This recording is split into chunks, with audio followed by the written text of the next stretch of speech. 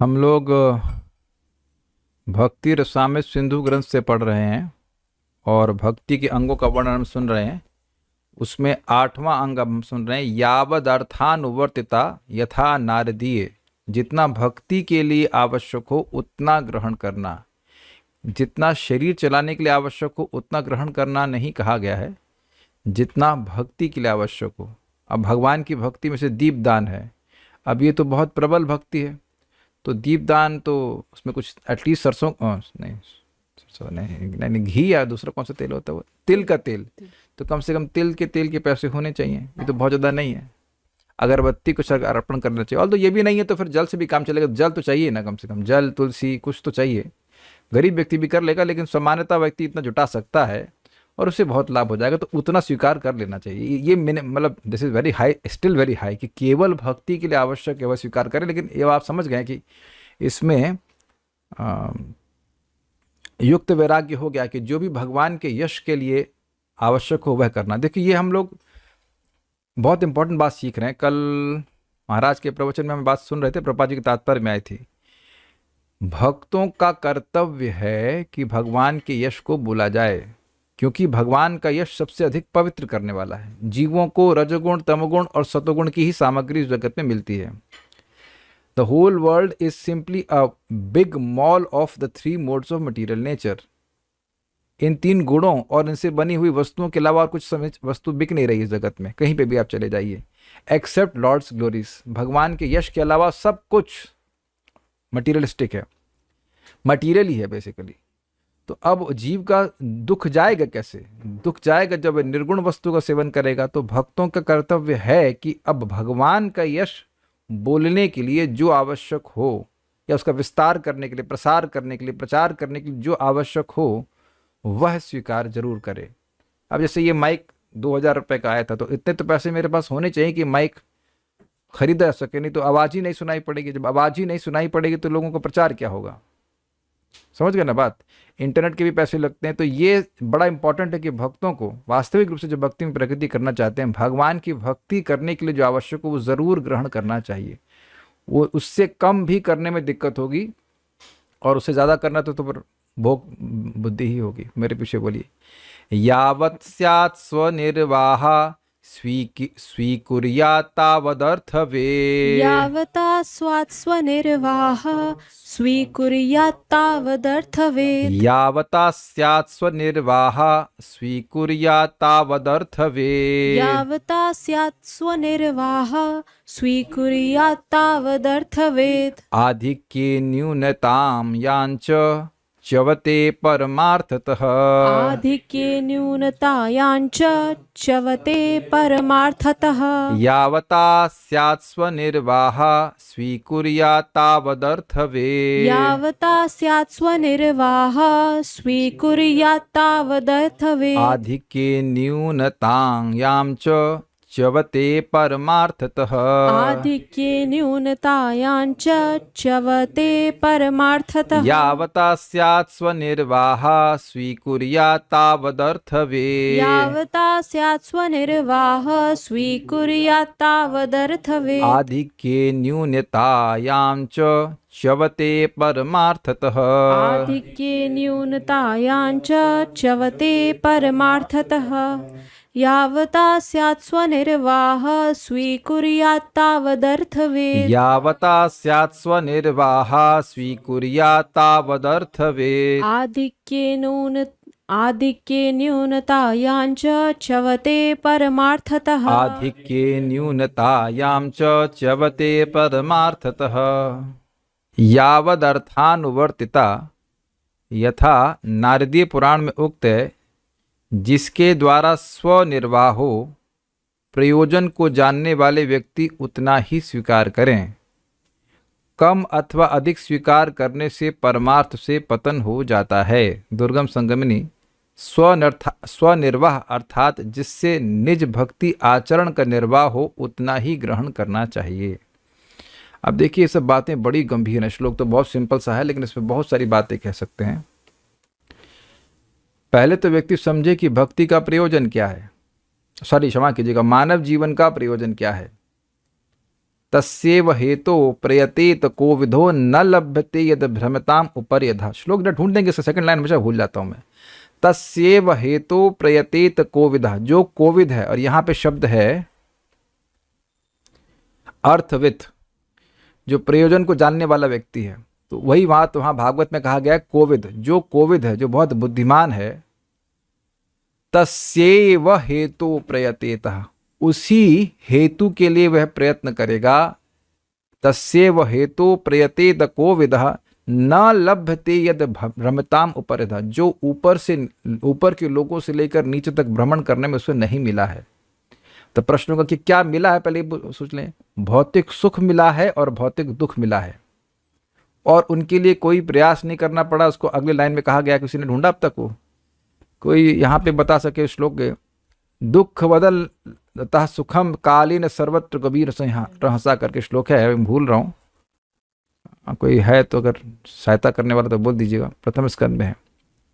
तो एनीवेज, मनुष्य जीवन मिला है भगवान की भक्ति करने के लिए। तो उसमें बोल रहे हैं तल लभते दुख वदन्यतः सुखम कालेन सर्वत्र गभीर रहसा। 1.5.18 भागवतम से आप देख लेना, बड़ा महत्वपूर्ण श्लोक है, बहुत महत्वपूर्ण श्लोक है, बहुत ज्यादा महत्वपूर्ण है। इसको अप्लाई करने में पूरा जीवन निकल जाएगा, और अगर कर लिया तो जीवन सफल हो जाएगा। तब आप एक चीज बताइए कि जो आपको आपके भगवत मतलब आपके जीवन के लक्ष्य के प्राप्ति के लिए सहायक हो, वही ग्रहण करना चाहिए। जो नहीं हो उसे क्यों ग्रहण करेगा? क्योंकि जो भी चीज आप ग्रहण कर रहे हैं उसका उपयोग भी कर रहे हैं, और वह भी हमारी कॉन्शियसनेस, हमारे मन में, हमारे चित्त में कुछ कुछ स्पेस ले लेती है। कुछ समझ रहे हैं कि नहीं समझ रहे हैं? ये मैं खाली बोल रहा हूं कि समझ में आ रहा है। आप कोई भी वस्तु ले लीजिए, वह उपयोग तो आप कर रहे हो, लेकिन साथ साथ उसका स्मरण भी तो कर रहे हैं। मैं बहुत स्लोली जाना चाहता हूं, ये बात ताकि समझ में आए। नहीं तो आप देखें ना कि अपने घर में आप ढूंढेंगे तो ऐसी बहुत सी चीजें जिसका ना तो मटेरियल उपयोग है ना स्पिरिचुअल उपयोग है। यहां तो बोला जा रहा है जो केवल स्पिरिचुअल उपयोग की चीजें बस वो ग्रहण कीजिए, स्वयं की भक्ति करने के लिए, दूसरों को भक्ति में सहायता देने के लिए। और ये बोलने की क्या जरूरत है? क्योंकि गोबरेला की प्रवृत्ति हर इंसान में होती है। कहीं गोबरेला कौन है? देखिए, गोबरेला एक छोटा सा कीड़ा होता है, वो गोबर को इकट्ठा खाता है, तो गोबर इकट्ठा करता जाता है, इकट्ठा करते करते वो इतना बड़ा हो जाता है कि उसके छेद में नहीं जाता।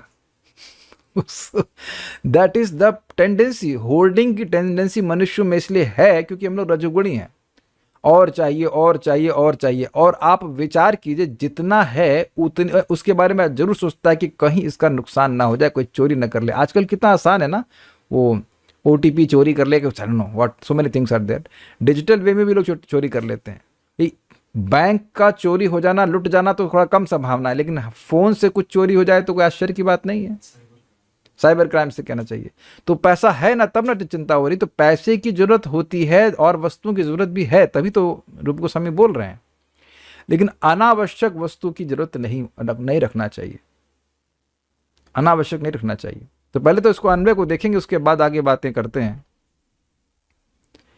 यावता, जिसके द्वारा, यावत मतलब जितने से, ये मिनिमम के अर्थ में है, मैक्सिमम के अर्थ में नहीं है। ये मिनिमम के अर्थ में, जितने मिनिमम से काम चल जाए, ये अर्थ है। समझ गए ना? यावत मतलब इतने से उतनी चादर पर इतने काम पहुंच गया।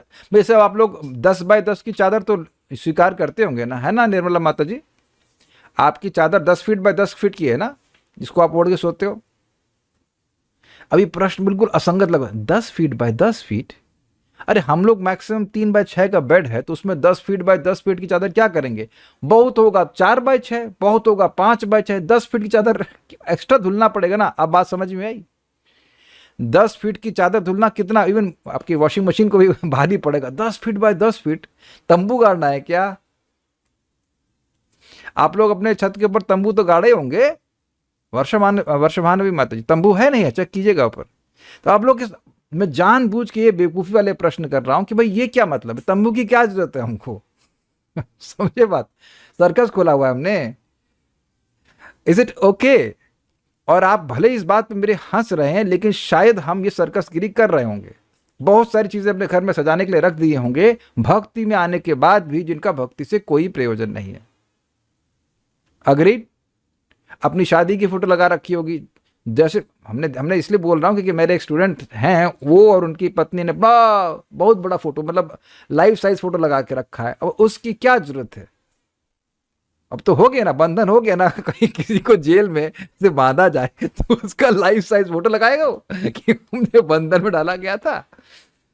और खुद बोली माता जी कि हाँ हम तो बंधन में पड़ गए। तो ठीक है, बंधन तो है तो उसका फोटो तो लगा के रखो भाई, मतलब बस दिखा रहा हूँ कि वो बंधन ही है ना। कर रहे हैं कि नहीं? अरे भगवान का फोटो लगाते, प्रभुपाद जी का फोटो लगाते, अच्छा लगता, कोई देखे तो प्रभुपाद का स्मरण होगा, भगवान का स्मरण होगा। अग्री। ये भक्ति का एक अंग है, उतना ही ग्रहण किया जाए जितना भक्ति के लिए आवश्यक है। नहीं करने से कुछ दिक्कत आएगी। जिसके द्वारा स्वनिर्वाह हो, मतलब भक्ति का निर्वाह हो। अर्थवती बड़ा सुंदर शब्द है, प्रयोजन को जानने वाला व्यक्ति। This is very nice, this is very very nice. भाई जीवन का पुरुषार्थ क्या है? तो पुरुषार्थ सुना जाता है सामान्यतः धर्म अर्थ काम और मोक्ष, लेकिन पंचम पुरुषार्थ है भगवत प्रेम। उसको जानने वाला, क्योंकि यहां भक्ति की बात हो रही है, यहां कर्मकांड की बात नहीं हो रही। ये ग्रंथ कर्मकांड के बारे में तो है नहीं। तो मेरी भक्ति का जो प्रयोजन है, शुद्ध भक्ति प्राप्त करने का जो प्रयोजन, उसको जो जानने वाला है, या ऐसे कह लीजिए जो मनुष्य जीवन के वास्तविक अर्थ को जानने वाला है। ये मनुष्य जीवन दिया क्यों गया है? ताकि जीव भगवान का शुद्ध भक्त बन सके, एटलीस्ट उस प्रोग्रेस, इस पथ पे आगे चल सके। और देखिए हम लोग कार में बैठ के नहीं चल रहे हैं, हम लोग चल रहे हैं। Do you agree with this? इसीलिए तो भगवान भगवद गीता के 2.40 में कहते हैं ये नेहा अभिक्रम नाशस्ति। अभिक्रम मतलब चलना। तो अब ये बताइए कि 40 किलो का वजन एक्स्ट्रा क्यों लाद के लेके चलेंगे? अब कमांडो हैं क्या? युद्ध करने जा रहे हैं? Make sense? What for?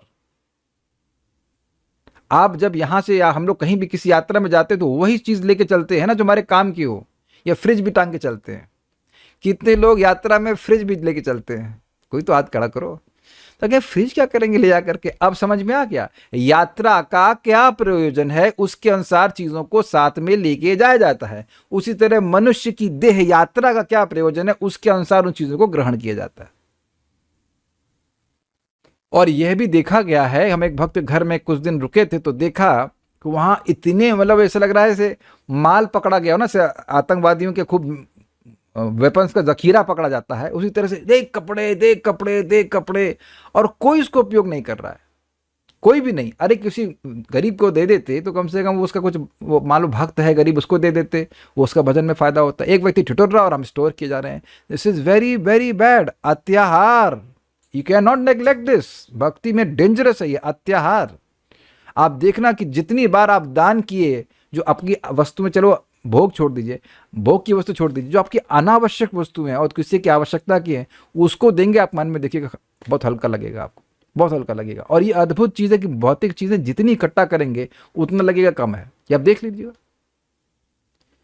जो अर्थ को जानने वाला है कि ये सारी चीज़ें मेरे लिए अनर्थ हैं, ये अनर्थ है। अत्याहार एक अनर्थ है। कुछ समझ रहे हैं ना बात? अत्याहार प्रयासश्च प्रजल्पो नियमाग्रह जनसंगश्च लौल्यम च षड्भिर भक्ति विनश्यति। अत्याहार ये भक्ति का नाश करने वाला है। अब सुनाई पड़ रहा है कितना पावरफुल है ये? उतना ही ग्रहण करना चाहिए। लेकिन ऐसा भी नहीं है कि ठंड लग रही है तो आप क्या कहते हैं भाई स्वेटर भी नहीं, भी बीमार पड़ गए, ऐसा नहीं बोला जा रहा है। It's not a like physical torture करने का प्रोसीजर नहीं दिया जा रहा है कि नहीं? अब आपको बीमारी है तो कुछ दवा भी आवश्यकता होगी, लेकिन ये नहीं है कि व्यक्ति अपनी सुविधाओं को बढ़ाता चला जाए। हर एक की सुविधा की लेवल अलग अलग हो सकता है। दैट्स ऑल्सो यहाँ पे मेंशन किया जा रहा है। मान लीजिए कोई प्रीचिंग नहीं कर रहा है तो उसको माइक की क्या जरूरत है? डेकोरेट करने के लिए रखेगा आप। समझ गए ना बात? प्लीज, ये रूप गोस्वामी जी बोल रहे हैं और उसको हमें स्वीकार करना चाहिए। Accept things which are necessary for your bhakti. भक्ति को बढ़ाने वाली चीजों को लेना चाहिए, ठीक है। तावद स्वीकुर्यात, उतना ही स्वीकार करे। जितने से चल जाता है काम उससे चलाए। न्यूनताम च, कम अथवा आधिक्य अधिक स्वीकार करने से परमार्थ च्यवते, परमार्थ से पतन हो जाता है। क्योंकि जितनी वस्तुएं आप इकट्ठा करेंगे उतना ही आपको लगेगा मैं इनको भोगूं, अरे घर में है खाऊं तो सही, कब से नहीं खाया उसको। कोई विरोध हो तो बताइएगा, अभी तक तो मुझे कोई विरोध नहीं आ रहा है। I hope you can chat, yes you can chat. आप देख लो कि जो वस्तुएं, जिस पर मैं स्पेशली वस्त्रों की बात कर रहा हूं, वस्त्र आप ले लीजिए, अरे यार ये कब से ले रखे रखा है, अब तक पहना ही नहीं है। आप देख लीजिए, अभी क्लास के पहले 10 मिनट था तो कुछ करने के लिए नहीं था, तो माला सामने थी तो हमने कहा चलो एक माला कर लेते हैं।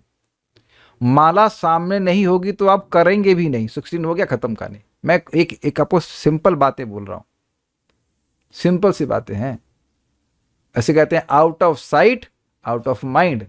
इसीलिए मैंने मेरे ग्रंथ की बुक जो थे हमारे अलमारी के अंदर रखे हुए थे, अभी हम ग्रंथ को बाहर रखे। कुछ तो ग्रंथ दिखे, अरे यार ये पढ़ना है, ऐसे करके दिखने से फर्क पड़ता है। कोई विरोध हो तो बताइएगा आप, नहीं दिखेगा तो नहीं करे ना, जो दिखे ना, जो दिखता है वो बिकता है, वही वाली हिसाब किताब है। This is a very nice shloka, और ये नहीं कह सकते कि यह कोई अब मतलब स्वीकार नहीं कर सकता है। इसमें कौन सा पैसा खर्च होना है, बल्कि पैसा बचेगा आपका। सनक सनातन प्रभु हमको बड़ी अच्छी बात बताते थे कि पैसा कमाने का एक बड़ा सुंदर तरीका है, खर्चा कम करो। अभी मैं कुछ दिन पहले, कल ही तो हम स्कूटी से जा रहे थे महाराज से क्लास अटेंड करने के लिए, तो मैं सोच ही रहा था मुझे स्कूटी से अधिक की जरूरत ही क्या है। I don't need. कभी कार की जरूरत पड़ी तो 1000-2000 में चले जाते, तो 2000 रुपये 10 लाख से तो कम है ना। 2000 रुपये 10 लाख से कम होता है कि नहीं? तो हम 10 लाख क्यों उसके लिए खर्च करें? है भी नहीं तो खर्च का मतलब उसके लिए प्रयास करना, सब खत्म होगा कि नहीं? यही तो लोग मानेंगे कि उनके पास कार नहीं है, तो जो मानेंगे वो मानते रहिए। मैं इसलिए बोल रहा हूं कि भक्त भी फंसते हैं इन सब चीजों से, बहुत फंसते हैं। एक भक्त है, उनको कहीं जाना है तो अब वो उन्हीं की स्थिति नहीं, बहुत लोगों की स्थिति है कि घर को अकेला कैसे छोड़ के जाए। ऐसे घर को भी कोई उठा के लेके चला जाएगा। हम लोग तो 10 दिन के लिए जब जाना होता है अपना लॉक किया और निकल गए, खत्म कहानी। बहुत होगा तो हम लाइट जला के चले जाते हैं, लेकिन लगे कि यहाँ पे कोई है। बस और क्या। It's is amazing how people are fearful. आप घर ही नहीं, इस देह को ही छोड़ के चले जाएंगे एक दिन, और वो आज का दिन भी हो सकता है। इतना क्या चिंता करना, ठीक है लॉक करके चले जाइए, जो होना वो तो होता ही है। बट मैं इसलिए बोल रहा हूं, अगर व्यक्ति मोह में शोक में अभिभूत रहेगा, भक्ति कैसे करेगा? तो ये बहुत इंपॉर्टेंट श्लोक है। देख लीजिए, इसमें इंटरेस्टिंग है, लास्ट में जो है वो वार्निंग दी गई है। नहीं करने पे क्या होगा? परमार्थतः च्यवते, परमार्थ से गिर जाएगा, भगवत च्युत हो जाएगा। परमार्थ से वैसे पहुंच रहा है, जैसे सांप सीढ़ी होता है ना, 99 में पहुंच के नीचे गिर जाएगा। मैं एक सुंदर पास टाइम सुनाता हूं। सनातन गोस्वामी जी, अपनों को शायद पता हो, वह जेल से छूट करके महाप्रभु की तरफ जा रहे थे, और ये जंगल से होके जा रहे थे। जंगल का नाम याद नहीं आ रहा। एक स्थान था, वहां पे पहाड़ियां पड़ी थी, तो वहां पर वह अपने सेवक ईशान के संग थे, और उनके संग वो एक स्थान पे रुके। It's like a Dharamshala kind of thing. तो अब वहां का जो व्यक्ति था, जो ओनर था, उसके पास एक एस्ट्रोलॉजर था, उसके पास सिद्धि थी, और उसने मालूम कर लिया कि इनके पास 8 अशर्फियां हैं सोने की। ईशान ने रखी हुई थी 8, सनातन गोस्वामी जी नहीं रखे थे। जब उनको बेगर बनना, मतलब बाबा बनना है, तो पैसा सोना लेके क्या चलेंगे? तो अब क्षमा कीजिएगा, ये 8 अशर्फियां उसको मालूम चल गया, तो बड़ा प्रेम से सेवा किया। भोजन से मतलब क्या कहते हैं उसको, सीधा बोलते हैं, और नॉट श्योर क्या सीधा, मतलब सीधा का मतलब होता है कि सीधा कच्चा भोजन, कच्चा दे दिया, आप बना लो अपने आप। तो बनाने की व्यवस्था सारी कुछ कर दी। तो अब सनातन गोस्वामी जी प्राइम मिनिस्टर रह चुके हैं, कहीं ये क्या हम इनके दामाद, मतलब मैं अपनी लैंग्वेज बोल रहा हूँ, क्या इनके दामाद हैं क्या? इतना क्यों सम्मान कर रहा है, इतना सम्मान क्यों कर रहा है? समझ गए थे कि क्या बात है। तो ईशान से पूछे कि तुम क्या कुछ धन लेके आए हो? तो ईशान ने कहा कि हाँ, मैं 7 अशर्फियां लेके आया हूँ। ये नहीं बताया कि 8, जबकि 8 थे। तो अब वो कहा कि तुम ये, इंग्लिश में प्रपात अनुवाद किए, why you are carrying this death nail with us. अब हिंदी में क्या होगा, बंगला में क्या होगा याद नहीं, लेकिन इसका मतलब तुम ये मृत्यु की एक तुम एक कील लेके आए, बस मार दिया जाएगा। डेथ नेल का मतलब सही होता है। अब जो भी होता हो, मतलब मारने का कारण होगा। बेल नहीं बोला हूँ, डेथ नेल बोला हूँ। जो भी होता हो, हमको उतना डिटेल नहीं पता, हमारे हिसाब से मतलब मृत्यु का कारण साथ में क्यों लेके घूम रहे हो। तो अब ये उसको वापस देने के लिए गए, तो वो बड़ा प्रसन्न हुआ। कहता है आप ऐसा करिए, ये शर्फियाँ रख लीजिए और हम आपको इस पहाड़ी क्षेत्र से पार करा देंगे। आपकी ईमानदारी देख के मेरा मन पिघल गया। वैसे वो डकैत था, लेकिन वो होटल चला रहा था अपना। तो उन्होंने कहा कि डकैत ने बोला, डकैतों के लीडर ने बोला कि हमको पता था कि आपके पास 8 अशर्फियाँ हैं। तो अब सनातन गोस्वामी भी समझ गए। फिर ईशान के पास गए, तुमने झूठ क्यों बोला कि तुम्हारे पास 8 नहीं 7 है। तो उस एक अशर्फी को लेके वो उसको वापस बंगाल भेज दिए ईशान को, और फिर आगे मतलब चल पड़े यात्रा के लिए। और वो 7 अशर्फियाँ भी उन्होंने उसको वापस कर दी, क्या नाम से, वापस नहीं, डकैत को दे दिया। तो उन्होंने कहा कि आप इसे क्यों वापस कर रहे हैं, मुझे क्यों दे रहे हैं। तो कह रहे हैं कि आप इसकी वजह से वो मुझे मारने वाले थे, आप नहीं मारोगे तो आगे जाके कोई और मार देगा। समझ में आई बात। तो वहां पे सनातन गोस्वामी जी के लिए कोई जरूरत नहीं थी कि उसको ग्रहण किया। तब एक इंटरेस्टिंग बात है, जब रूप गोस्वामी जी पहले ही निकल गए थे वृंदावन, लेकिन काफी मूल्य, मैं समझता हूँ 10,000 सोने की अशर्फियां वह एक सेठ के पास रख के गए थे। सी वो समझ रहे थे कि सनातन गोस्वामी पे कोई कठिनाई आ सकती है, तब ये काम आ जाएंगे। Just see the behaviour. तो 10,000 अशर्फियों के द्वारा ही सनातन गोस्वामी जब जेल में थे, तो वहां के एक जेलर को बोले कि मुझको रिहा कर दो तो मैं तुमको पैसे दे दूंगा। लंबी कथा है, शॉर्ट में बोल रहा हूं। तो पैसे लेकर के उसने उनको छोड़ दिया। तो अब आप देख रहे हैं, एक तरफ वो 10,000 अशर्फियां स्वीकार करे, कौन, रूप गोस्वामी जी। यही रूप गोस्वामी जो श्लोक लिख रहे हैं, क्योंकि चैतन्य महाप्रभु के आश्रय प्राप्त करने के लिए उस समय उसकी आवश्यकता थी, एटलीस्ट सनातन गोस्वामी को। क्या देख पा रहे हैं। और सनातन गोस्वामी जब भाग रहे हैं तो वो एक अशर्फी भी साथ में लेके जाना चाहते हैं, उसकी जरूरत नहीं है। अब और इंटरेस्टिंग बात है, सनातन गोस्वामी आगे पहुंचते हैं और वो अपने साले या जीजा में से किसी एक था, शायद साला था, साले के पास पहुंचते हैं, उसका नाम श्री समथिंग था। तो अब वहां पहुंचते हैं और वो बहुत धनाढ़ होता है, और वह पहले तो पहचानता नहीं पड़ता, अरे तो सनातन, मतलब सनातन या जो भी दबीर खास जो भी नाम उनका, सकार मलिक या जो भी था। तो वह उनको अपने पास में लेके आते हैं और कहते हैं कि आप यहाँ रुकिए। कहते हैं मैं 1 सेकंड नहीं रुकने वाला हूँ। लेकिन उनको एक भोट कंबल देते हैं। भोट कंबल इज अ वेरी कॉस्टली कंबल। तो सनातन गोस्वामी स्वीकार कर लेते हैं। और सनातन गोस्वामी जब आगे जाकर के बनारस में तपन मिश्र के घर के बाहर होते हैं, नहीं, चंद्रशेखर आचार्य के यहाँ रुके हुए थे, चंद्रशेखर आचार्य के घर के बाहर रुके होते हैं, जस्ट बाहर, महाप्रभु के अंदर हैं और वो अंदर नहीं जा रहे हैं। सोचिए, भगवान साक्षात किसी घर में हो और आप अंदर जाने में भी संकोच करें। उस समय वो दाढ़ी वाड़ी बढ़ी हुई थी, एक मुसलमान फकीर की तरह लग रहे थे। तो महाप्रभु अंदर बैठे हुए थे और चंद्रशेखर आचार्य को कहते हैं, जाओ जाकर देखो बाहर कोई भक्त है क्या, कोई साधु बैठा हुआ है। अब साधु मतलब अब कोई वैष्णव, मतलब वैष्णव बैठा हुआ, तो वैष्णव है तो बुला लाओ। तो कहे वैष्णव, तो बोले तिलक विलक धारण किया रहेगा। तो वो गए, उन्होंने सनातन गोस्वामी को देखा, उनको कहा, मतलब सनातन गोस्वामी को नहीं देखा, एक दरवेश को देखा, मुसलमान फकीर जैसे लग रहे थे। तो उधर ध्यान नहीं दिए, कहते नहीं यहाँ कोई नहीं है, वो एक मुसलमान फकीर ही बैठा हुआ है, कहते उसी को लेके आओ। तो फिर वहां पे सनातन गोस्वामी से मिलते हैं और कहते हैं जाओ कि इसका मुंडन कराओ, भक्त बन गए, मतलब भक्ति के वेश लेके आए। तो वहां प्रभुपाद कहते हैं उनको हिप्पी कट पसंद नहीं था। तो महाप्रभु को हिप्पी वेश पसंद नहीं था। अगेन सी, उस बाल की कोई जरूरत नहीं थी, हटा दिया। जब इसे कहते हैं शौर कर्म कराना, बाल साफ करवा दिए, पुरुषों के लिए, स्त्रियों के लिए नहीं है। तो अब भक्ति कर रहे हैं सनातन गोस्वामी, सब कुछ है। तो अब उनको बोला कि तपन मिश्र, कौन दे रहा है भूल रहे हैं नाम, लेकिन कोई व्यक्ति उनको धोती कुर्ता दिया, धोती दिया उनको। तो उस धोती को 2 भाग में फाड़ ली। अब उनको धोती पहनने की भी जरूरत नहीं। तो एक बहिर्वास हो गया, एक ना लुंगी की तरह, लुंगी तो नहीं कह सकते, एक मतलब क्या कहा जाएगा उसको, अरे गमछे की तरह बांध लेते हैं और ऊपर कुछ ले लेते हैं। ठंड के लिए वो कंथा था उनके, कंथा नहीं सॉरी, वो जो भोट कंबल यहाँ लगा हुआ था। तो महाप्रभु कुछ बोले नहीं, बार बार सनातन गोस्वामी के उस भोट कंबल को देखते, ये कुछ दिन में हुआ, ऐसा नहीं था कि उसी दिन हो गया, बार बार उस भोट कंबल को देखते और सनातन गोस्वामी समझ गए कि इनको मेरा ये भोट कंबल पसंद नहीं है।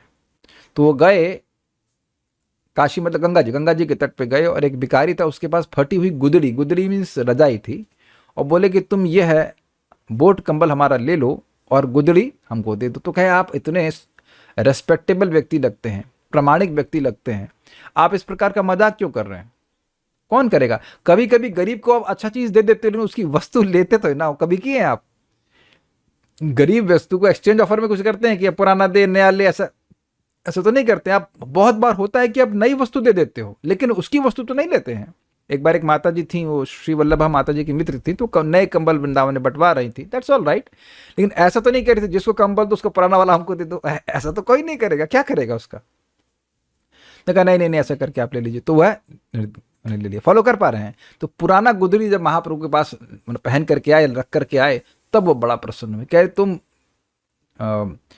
उससे पहले कि उनको कहा गया था कि आप हमारे घर में भोजन पाई, कहते नहीं नहीं हम मधुकरी करेंगे। तो क्या आप मधुकरी करने जाओगे और यहाँ पे इतना एक्सपेंसिव कंबल रहेगा कंधे पे, तो लोग मजाक नहीं बनाएंगे कि तुम ऐसे तो भीख मांग रहे हो और इतना सुंदर कंबल लेके चल रहे हो? इससे तुम्हारा लोक में परिहास होगा और आगे भी तुम्हारा क्या था, तुम्हारा लोक परलोक दोनों में ह्रास होगा। इस जगत में मजाक बनेगा और आगे तुम्हारा धर्म नष्ट होगा। तो आप समझ रहे हैं कि महाप्रभु इतने स्ट्रिक्ट थे। ऑब्वियसली गृहस्थों को, जो भक्त लोग घर में रहने, इस तरह का आचरण करने की जरूरत नहीं है, लेकिन एक एग्जाम्पल सनातन गोस्वामी सेट कर रहे हैं, रूप गोस्वामी भी इसी प्रकार सेट कर रहे हैं, जितना आवश्यक हो उतना ही स्वीकार करो। अलग अलग परिस्थिति में अलग अलग होता है। मैंने एग्जाम्पल आपको दे दिया कि सनातन गोस्वामी को जेल से रिहा करने के लिए 10,000 अशर्फी की जरूरत थी, तो वो रखे, वहीं किसी के पास रखवाए। लेकिन जब जहां पे आवश्यक नहीं था तो सनातन गोस्वामी 7 या 8 भी स्वीकार नहीं किए। ये एक इंटरेस्टिंग चीज आप देखेंगे कि ये केवल अभ्यास करने की बात ही नहीं है, अभ्यास तो करना ही चाहिए अपनी तरफ से। जब आप भक्ति करने लगेंगे और गंभीरता से भक्ति करेंगे, तब आप अपने आप इस चीज को स्वीकार करोगे। अगर आप रेस में तेज दौड़ना चाहते हैं तो हल्के कपड़े पहनेंगे, स्वेटर पहन करके तो नहीं दौड़ेंगे ना। क्या बड़ा बड़ा माता जी लोग पहन लेते ना, झोला जैसा क्या लहंगा होता, वो पहन करके पीटी उषा तो नहीं दौड़ी थी ना। तो किसी को पीटी उषा बनना है, ये अच्छा एग्जाम्पल आ गया कि पीटी उषा बनना है, दौड़ना है तेजी से कृष्ण की तरफ, तब तो आप लहंगा पहनकर, just imagine how funny it will be. और ये है, ये is funny, this is funny, ये सब बातें हैं। तो उतना ही स्वीकार करे जितना उसकी भक्ति के लिए आवश्यक है। ये हमको बहुत अच्छा लगा, इसलिए हम समय देके बता रहे। एक बात हम और सुनाएंगे आपको, बहुत सुंदर, श्रीपाद रामानुजाचार्य जी के जीवन से। उनके एक शिष्य थे कुरेश। कुरेश अत्यंत धनाढ्य थे, बहुत पैसे वाले, बहुत पैसे वाले। तो कुछ हुआ कारण कि वह सारा संपदा त्याग करके अपनी पत्नी के साथ श्रीपाद रामानुजाचार्य जी के आश्रम में, आश्रम से मतलब उनके आश्रय में, वहां पर शिफ्ट हो रहे थे। तो वो बीच में जंगल पड़ा, तो उनकी पत्नी को डर लगे, कहीं ऐसा तो नहीं कोई डाकू आ जाएगा, कहीं ऐसा तो नहीं हो जाएगा, वो हो जाएगा। तो बोले कि तुम कुछ सोना रखी हो अपने पास? कहते हाँ, वो कुछ आगे संकट ना पड़ जाए, कुछ आर्थिक संकट हो जाए, सब तो हमने सब बांट दिया है पैसा, लेकिन एक कुछ सोने का आभूषण ऐसा कुछ वो रखी थी। तो कह इसीलिए तुमको भय हो रहा है। और आप भी देख लीजिए, जो लोग भी संकट से बचने के लिए अपने घरों में सोना रखे होंगे, वो जरूर इस डर में होंगे कहीं कोई सोना चुरा ना ले, कहीं सोना चुरा ना ले। जैसे आप लोग भागवतम रखते हैं तो डर तो लगता ही है ना कि भागवतम को चुरा ना ले। अच्छा, एक बात और भी है, ऐसे ग्रंथों का संग्रहण भी नहीं करना चाहिए जिनको आपकी जरूरत नहीं है, वह भी आपकी भक्ति के लिए आवश्यक नहीं है। तो देश दनादन खरीद रहे हैं, वो रखे जा रहे हैं, पढ़ने की जरूरत नहीं और पढ़ने से लाभ भी नहीं भक्ति में, तब भी फायदा नहीं होगा। तो उम्मीद है कि बात आप समझ पा रहे होंगे। ना अधिक रखने की जरूरत है, ना न्यून रखने की जरूरत है। सबको समझ में आ गया? आज कोई विरोध नहीं हो रहा है, सब लोग कह रहे जल्दी क्लास समाप्त हो जाए, इसलिए हाँ ठीक है। बहुत अच्छा श्लोक है। आपका माइक ऑन है? हाँ। हरिवासर सम्मानो, हरिवास मतलब भगवान हरि का दिवस, उसका सम्मान करना चाहिए। सर्व पाप प्रशमनम पुण्यम आतंतिकम तथा सर्वपाप प्रशमनं पुण्यम् आत्यन्तिकं तथा गोविंद स्मारणम नृणाम एकादश्याम उपोषणम गोविन्दस्मारणं नृणाम् एकादश्याम् उपोषणम् सर्व पाप प्रशमनम पुण्यम आतंतिकम तथा सर्वपाप प्रशमनं पुण्यम् आत्यन्तिकं तथा गोविंद स्मारणम नृणाम एकादश्याम उपोषणम गोविन्दस्मारणं नृणाम् एकादश्याम् उपोषणम् सर्वपाप प्रशमनं पुण्यम् आत्यन्तिकं तथा सर्व पाप प्रशमनम पुण्यम आत्यंतिकम तथा गोविन्दस्मारणं नृणाम् एकादश्याम् उपोषणम् गोविंद स्मारणम नृणाम एकादश्याम उपोषणम।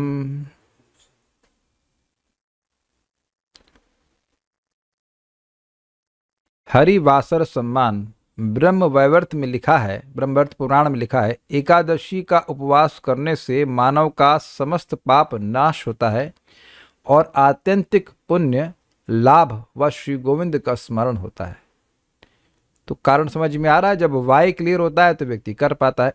एक व्यक्ति बोल रहे थे, हाँ कहाँ गए, दिख नहीं रहे, भाग गए क्या?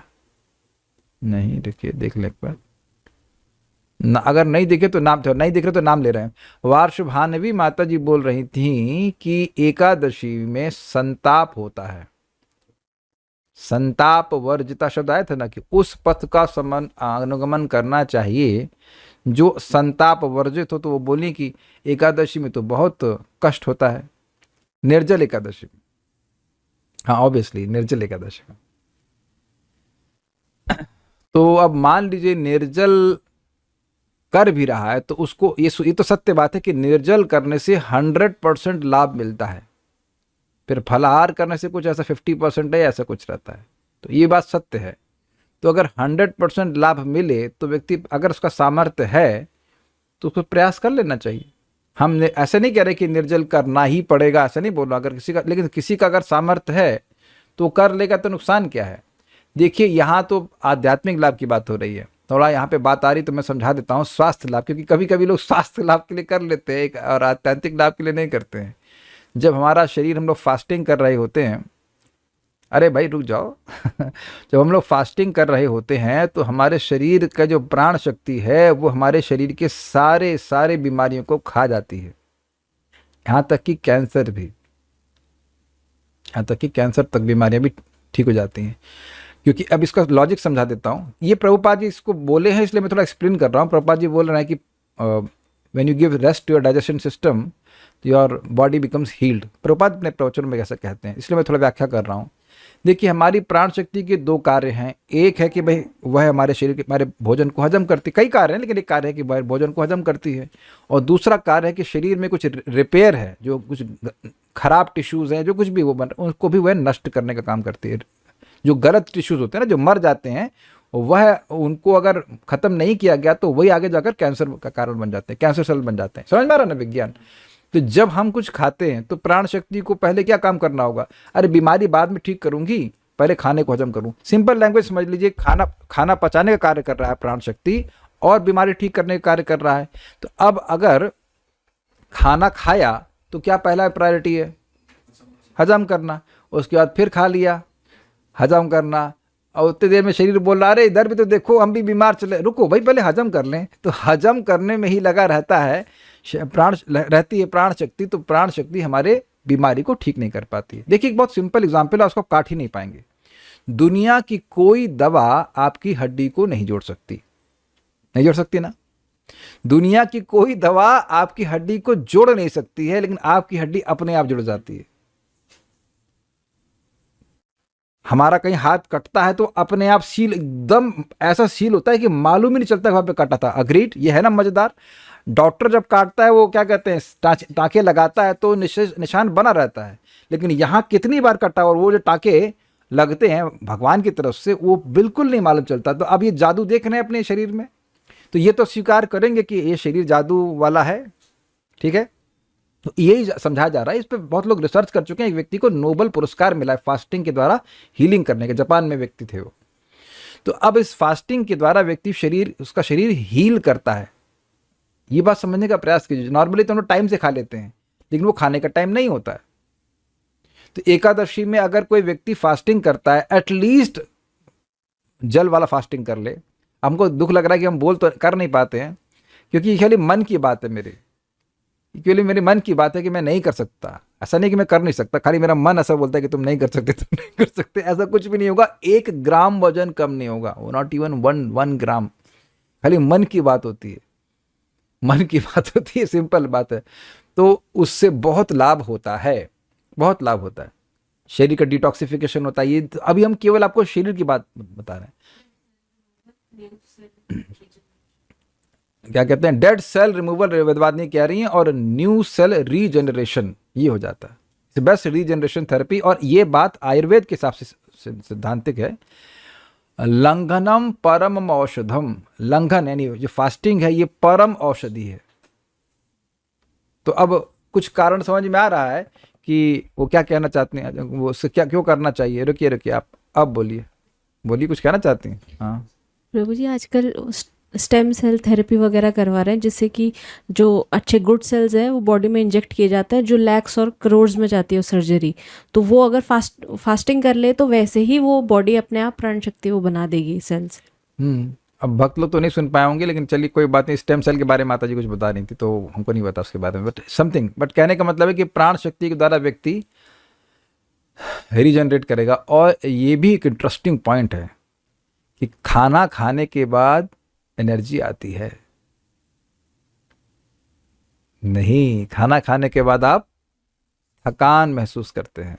Actually that's a fact. सुस्ती, नींद पूरी होने के बाद व्यक्ति थकान से रिलीफ महसूस करता है। There is no energiser like sleep and, और क्या हो गया, ये बात बोली जाती है। काफी इंटरेस्टिंग चीजें हैं, आप इसको काट नहीं सकते हैं। तो अब एक भक्त कह रहे हैं निर्जल ऑन एवरी एकादशी। भाई हम तो निर्जल किसी में भी नहीं कर रहे, इसलिए बोलने का मेरा अधिकार नहीं है, मैं थ्योरी बता पा रहा हूं। अब ये वेदवादिनी गई थी किसी कैंप में, तो 3.5 दिन, इज इट नॉट, 3.5 दिन ये निर्जल रही।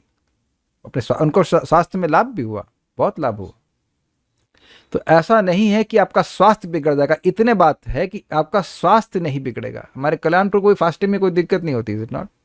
You are very fortunate. जिन लोगों का कफ प्रकृति होती है उन लोगों के लिए कोई मुश्किल नहीं होता, जिन लोगों की पित्त प्रकृति होती है, वात प्रकृति होती है, उनको दिक्कत होती है। But if you have that then you should go for it. At least सजल कर सकते हैं तो बहुत अच्छी बात रहेगी। मेरे लिए हमेशा से कठिन रहा है, so but it is not bad for health, it is very good.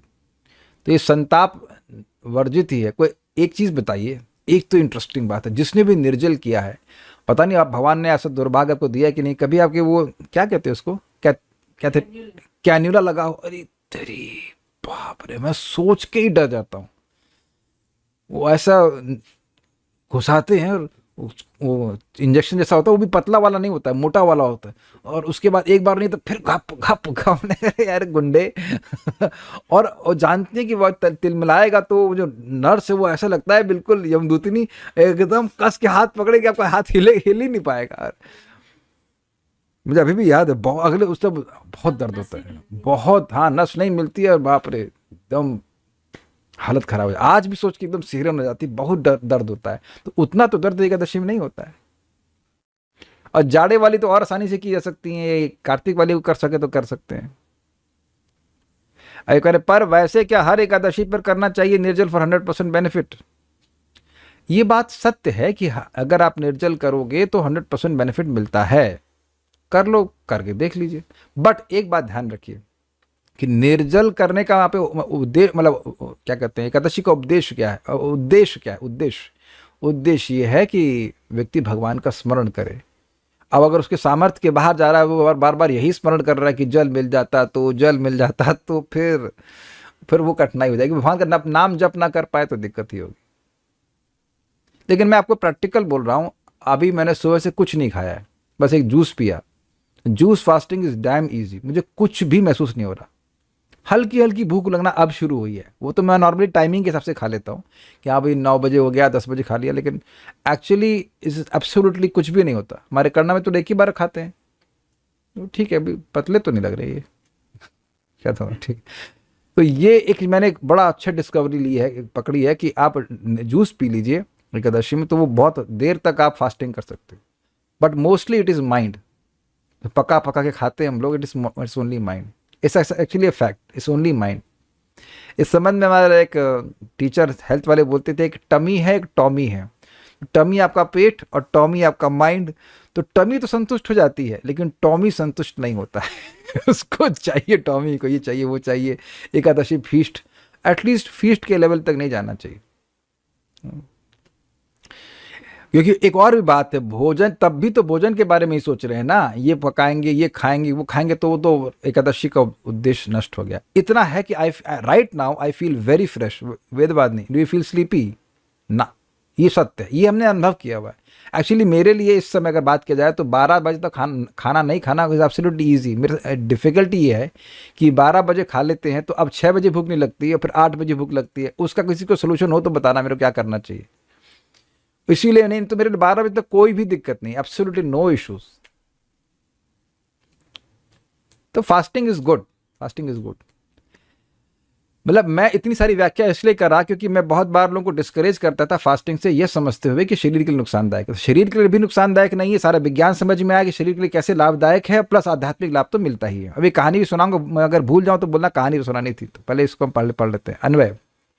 एकादश्यम उपोषणम, Ekadashi को उपवास करने से, उपोषणम लिखा है, कुपोषण नहीं लिखा है। आप फास्टिंग करेंगे तो आपका कुपोषण हो जाएगा। कु नहीं लिखा है, ऊ लिखा है। एकादश्यम उपोषणम, एकादशी का उपवास करने से निर्णाम सर्व पाप प्रशमनम, मानवों के समस्त पाप और प्रकृष्ट शमनम, अच्छे से समाप्त हो जाते हैं। पाप मतलब जो भी भक्ति के विरुद्ध है, वो सब कर्म है, वासना है, वो सब नष्ट हो जाती है। ये कई बार देखा गया कि एकादशी का जब अच्छे से पालन किया जाता है, अगले दिन की चैंटिंग बहुत अच्छी होती है। अब देखना, you feel purified, actually you feel purified. अब एक प्रश्न है, प्रभु जी ये एकादशी का में भगवान का अन्न प्रसाद क्यों नहीं ग्रहण करना चाहिए? कोई मान लीजिए कह दे वो तो भगवान का प्रसाद है, वो तो निर्गुण है, उसमें कैसे पाप बन जाएगा? तो देखिए जिला जीव गोस्वामी जी भक्ति संदर्भ में समझाते हैं कि देखिए एक चीज महत्वपूर्ण है तो इसका मतलब यह नहीं कि दूसरी चीज महत्वपूर्ण नहीं है। भक्तों को तो अन्न वैसे ही नहीं खाना चाहिए, तो भक्तों को अन्न नहीं खाना चाहिए, प्रसाद ग्रहण करना चाहिए। तो जब यहां बोल रहे हैं कि उपवास करना है, मतलब अन्न से उपवास करना है, मिनिमम, दैट इज मिनिमम, अन्न से उपवास करना ही है। और यहां ये भक्ति के 10 अंग में आ गए, ये भी इंटरेस्टिंग बात है। तो कुछ लोग कहते हैं कि भाई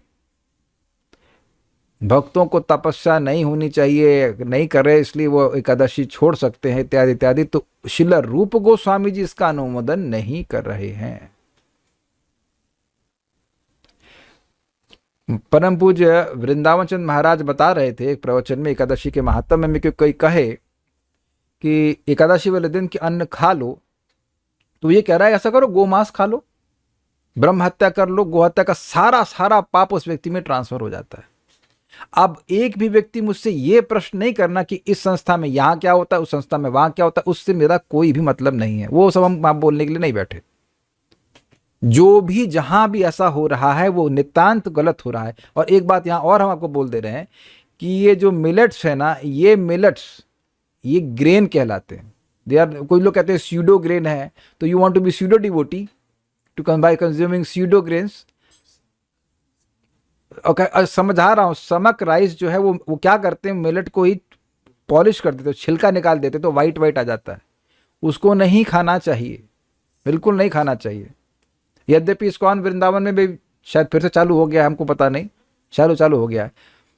ये गलत है, ये गलत है। वो ग्रेन्स ही हैं, they are grains only. Shri Dhanya कहते हैं उनको, दे आर ग्रेन्स।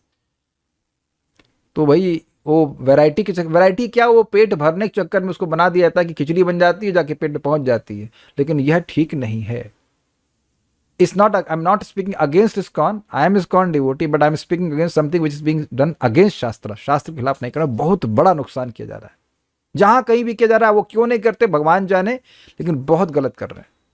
आलू उबाल लीजिए, आलू सब्जी बना लीजिए, कोई दिक्कत नहीं है। हल्दी इस्तेमाल करते हैं तो हल्दी मतलब प्योर होनी चाहिए, वो ध्यान रख लीजिए। हल्दी इस्तेमाल कर सकते हैं, जीरा इस्तेमाल कर सकते हैं, कुछ भी दिक्कत नहीं होती, बड़ी सब्जी अच्छी बनती है। जिसको कोई दिक्कत हो मेरे घर पे आना, एकादशी में खिला दूंगा, पहले से बुक कर देना।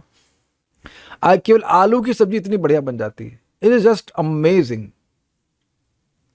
It just amazing. जीरा यूज कर लीजिए सिंपल है कि नहीं, आलू सामान बना लीजिए। और उसके बाद वो लोग पूछेंगे गाजर का हलवा या तुमको एकादशी ही मिला गाजर का हलवा खाने के लिए, द्वादशी में खा लो, फिर किसको शर्म करो। थोड़ा पैसा है तो मखाना भून लीजिए, बहुत अच्छा बनता है। हम तो शायद invariably this is our every Ekadashi thing कि मखाना और आलू सब्जी खत्म। और एक बार बना लेते वही शाम को खा लेते, खत्म कहानी। अगर ये मेरा नॉर्मल वे है, I try to improve, do more fasting, but this is तो इस सारे पापों का नाश होता है और सारे पाप मिल भी जाते हैं जब पालन नहीं करते हैं तो। इसलिए कहना ना कि जब हमसे होता है तो हम कर लेते हैं, जब हमसे नहीं होता है तो नहीं कर लेते हैं, ऐसा नहीं चलेगा। यही व्यक्ति जो हमको अभी दिख रहे हैं, तो बड़े प्रेम से उन्हें बात हमसे पूछी कि प्रभु जी राधाष्टमी का तो फास्टिंग कर लिया, एकादशी का छोड़ सकते हैं? भैया तुम्हें जो करना करो, मैं चुप, हम एकदम चुप। हमने कहा हम काय को फंसेंगे पाप में, भाई जिसको करना है करे, खत्म, हमें क्या मतलब है। Is it not? ऐसे अपने खत्म नहीं हो रहे, दूसरे काय को लेंगे हम हम नहीं बोलने वाले, कभी नहीं बोलने वाले। देखिए हम लोग छोटे छोटे भौतिक लाभ के लिए क्या क्या तपस्या कर लेते हैं, है कि नहीं। अभी देखो जैसे एक यहाँ पे वो गई थी वेदवादिनी, तो व्रत करने गई थी ना आप वहाँ पे ओजस में, तो शरीर ठीक करने के लिए गए, नहीं व्रत ही था ना, व्रत था कि नहीं पियेंगे, नहीं पियेंगे। यहाँ तक कि उनको बोला गया था कि एक दिन निर्जल करना है, बाकी 2 दिन उसके बाद आपको जल पानी पे रहना है। ये उत्साह 3.5 दिन कर ली, यहाँ क्यों नहीं कर रही हैं आप? अब मेरे पे डाल देंगे गुरुजी आप खाते रहते हैं तो हम कैसे रह जाएंगे। मैं स्वीकार कर रहा हूँ, ये बात सत्य है। तो मुझे भी लग रहा है एक बार जाके करना पड़ेगा, तब बात समझ जाएगी, हाँ कुछ कॉन्फिडेंस आएगी, हम कर सकते हैं। निर्जल एकादशी का जो आपका अनुभव है वो है पांडव का। तो पांडव में गर्मी होती है, पांडव निर्जल एकादशी में तो हालत खराब हो जाती है, लेकिन ऐसे हर एकादशी में खराब होगा नहीं। भाई मैं इसलिए बोल रहा हूँ, कोई करेगा तो उसका पुण्य मुझे मिल जाएगा, इसलिए प्रेरणा देना कि कर लीजिए, कोई दिक्कत नहीं, अगर कर सकते हैं तो अच्छा है, अगर कर सकें तो ठीक है। आत्यंतिक पुण्यम, ये आत्यंतिक अर्थ का, जरा आत्यंतिक शब्द का अर्थ ढूंढेंगे, हम थोड़ा इस पर रिसर्च नहीं किया। आत्यंतिक मीन्स हाईएस्ट होता है।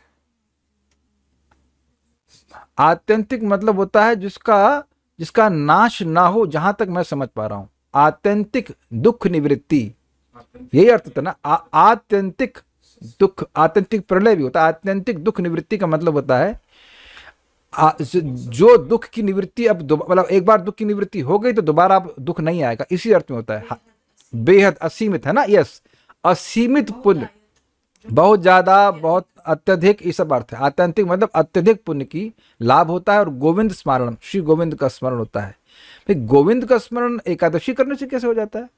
क्योंकि एकादशी उनका दिन है। भाई जैसे आप देखो ना, वो क्या होता है, वो फादर्स डे, तो फादर्स डे तो रोज के पिताजी का स्मरण नहीं होता है, लेकिन फादर्स डे पे स्मरण होता है विशेष रूप से।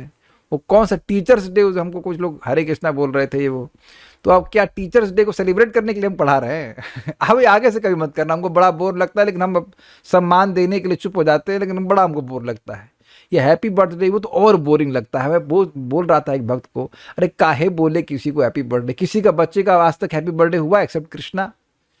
कौन यहाँ पे मुस्कुराते पैदा हुआ? क्या हैप्पी बर्थडे बोलना है? What is so happy about our birth in this world, is it not?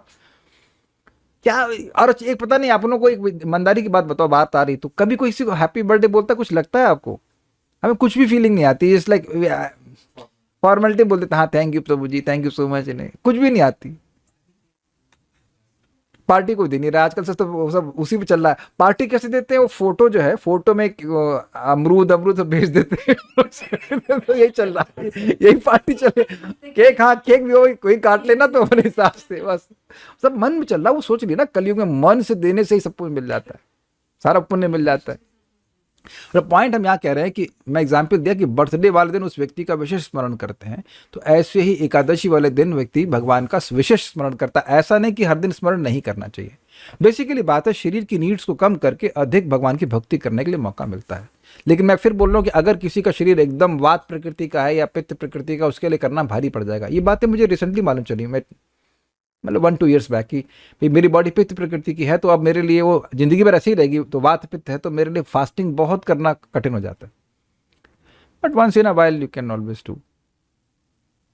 देखिए एक और इंटरेस्टिंग बात है, हेल्थ की दृष्टि से आपको तोलना होगा। एक दिन फास्टिंग करेंगे तो हो सकता है थोड़ा वात बढ़ जाए, अगले दिन थोड़ा घी खा लेना, या लेकिन आपके वो एक दिन की फास्टिंग से शरीर में फायदा होगा। लेकिन आप एकदम कमजोर हो रहा है, माला ही नहीं उठ रही है, तो फिर नहीं करिए, ऐसा मत कीजिए। इसीलिए उस पिछले श्लोक को आप अप्लाई कीजिए, जितना आवश्यक है उतना ग्रहण कीजिए। एक्चुअली प्रभुपाद उसको अपनी छोटी बुक में बताते हैं कि चैंटिंग पे भी ये अप्लाई होता है। अब आपसे 64 नहीं हो रहा तो काहे को नियम लिए भाई, समझे ना बात। जितना हो, हम कहेंगे हम 5 बार भोग लगाएंगे प्रतिदिन, वो एक भी दिन नहीं लगा रहा है, तो ऐसा नहीं है। भक्ति में भी उतने ही नियमों को स्वीकार कीजिए जिससे आपका निर्वाह, उससे आपका चलता हो। ऐसा नियम मत ले लीजिए कि आप ना कर पाओ। हाँ, मैं कहानी बताने वाले थे आपको। सर्व पाप प्रशमनम के ऊपर श्रील प्रभुपाद जी ने एक बार एक मुसलमान व्यक्ति को भोजन के लिए बुलाया। उस दिन प्रभुपाद भूल गए थे कि अगले दिन जो है वो एकादशी है, तो वो दिन पहुंचे तो वो बोले कि ओहो मुझे क्षमा कर दीजिए, मैं भूल गया था कि आज के दिन एकादशी है, मेरे को बुला लिया, आप अगले दिन आइए। तो बोले मैं भी एकादशी कर रहा हूँ। आप प्रभात के आप तो मुसलमान हैं, आप एकादशी क्यों कर रहे हैं? तो उन्होंने कहा कि देखिए एक बार मैं किसी रास्ते में जा रहा था और एक सेठ था, और उस सेठ को देखते हुए मैंने 2 भयानक लोगों को देखा, काले काले थे, समझ गए ना, यमदूत। और वो प्लान कर रहे थे कि कल मरने वाला है या परसों मरने वाला, सॉरी परसों मरने वाला, इसको आएंगे ही मारेंगे इसे। वो लोग शायद ऐसे देख लेते होंगे लोग। तो अब वो ये उसको बड़ा आश्चर्य हुआ कि ये लोग कौन है, उसका गुंडे हैं क्या, जो भी सोचा उसने। फिर परसों दिन फिर आया वो, तो अब वो देखा कि वो लोग अपना हाथ मसल रहे हैं। ही कुड एक्चुअली सी भाई, नो व्हाट भाई, सम अरेंजमेंट यू कांट सी यमदूत नॉर्मली। वो हाथ अपना मसल रहे, दांत पीसने की सारे माले कर रहे होंगे। कह रहे हैं कि इसकी लड़ाई अपनी पत्नी से हो गई और ये पूरा दिन कल कुछ खाया नहीं, और कल थी एकादशी, तो अब इस कारण से इसके सारे पाप नष्ट हो गए हैं, अब हम इसको नहीं ले जा सकते। इतनी शक्तिशाली, यानी अनजाने में भी अगर एकादशी करी जाए तो इतना लाभकारी है। तो जान करके केवल नहीं खाने का इतना बड़ा लाभ है, और इसीलिए मतलब करना चाहिए, प्रयास करना चाहिए जहां तक कर सकें, बहुत अच्छा है। बाकी एनर्जी का भी अधिक अनुभव आप करेंगे। आगे तो हम श्लोक अगला लेंगे, कुछ प्रश्न किसी बात का है तो हम ले लेते हैं। हर एकादशी में करना चाहिए, और क्या है, अगर प्रभु जी मैं फास्टिंग करती हूँ फेस्टिवल से निर्जला एकादशी पे तो हेडेक शुरू हो जाता है, तो एक्स्ट्रा माला भी डिफिकल्ट हो जाती है करनी, तो यही बेटर है ना कि खा पी के माला की जाए। अब देखिए निर्जल से सीधे खा पे आई हैं, पी पे नहीं आई हैं। ये देख कितने इंटेलिजेंट है, कृष्ण भजे सो बड़ा चतुर। मतलब ये भी नहीं बोल रहे हैं कि प्रभु जरा जूस पी के रह जाएं, ना सीधे खा पी के करना चाहिए।